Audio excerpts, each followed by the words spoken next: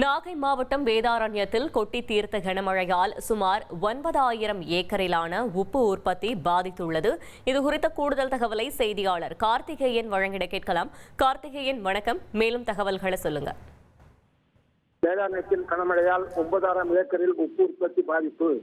நாகை மாவட்டம் வேதாரண்யம் அடுத்த அரிசியம்பள்ளி, கோடியக்காடு, கடிநல் வயல் ஆகிய பகுதிகளில் 9,000 ஏக்கரில் உப்பு உற்பத்தி நடைபெறுகிறது. வேதாரண்யம் பகுதியில் 9,000 ஏக்கரில் கடந்த 7 மாதங்களாக வெயிலின் தாக்கம் அதிகமாக இருந்ததால் உப்பு உற்பத்தி முடிவீட்டில் நடைபெற்று வந்தது. இங்கு உற்பத்தி செய்யப்படும் உப்பு நாள்தோறும் லாரி மூலம் ஏற்றுமதி செய்யப்பட்டு தமிழ்நாடு, ஆந்திரா, கேரளா, கர்நாடகா உள்ளிட்ட பல்வேறு மாநிலங்களுக்கு அனுப்பி வைக்கப்படுகிறது. இந்த நிலையில் வேதாரண்யம் பகுதியில் அடிக்கடி பெய்த கோடமழையால் உப்பு பாத்திகளில் மழைநீர் தேங்கி உப்பு உற்பத்தி இந்த ஆண்டு பலமுறை பாதிக்கப்பட்டுள்ளது.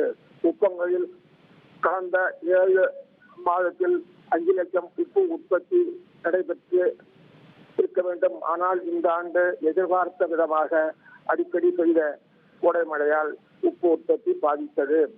நேற்று இரவு பெய்த கனமழையால் உப்பு பாத்திகளில் மழைநீர் சூழ்ந்து உப்பு உற்பத்தி பாதிக்கப்பட்டுள்ளது. தகவல்களுக்கு நன்றி கார்த்திகேயன்.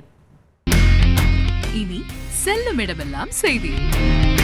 தந்தை டிவியின் வாட்ஸ்அப் சேனலை ஃபாலோ பண்ணினா செல்ல இருக்கும் இடமெல்லாம் செய்தி. இதோ QR கோட் இப்பவே ஸ்கேன் பண்ணுங்க, ஃபாலோ பண்ணுங்க.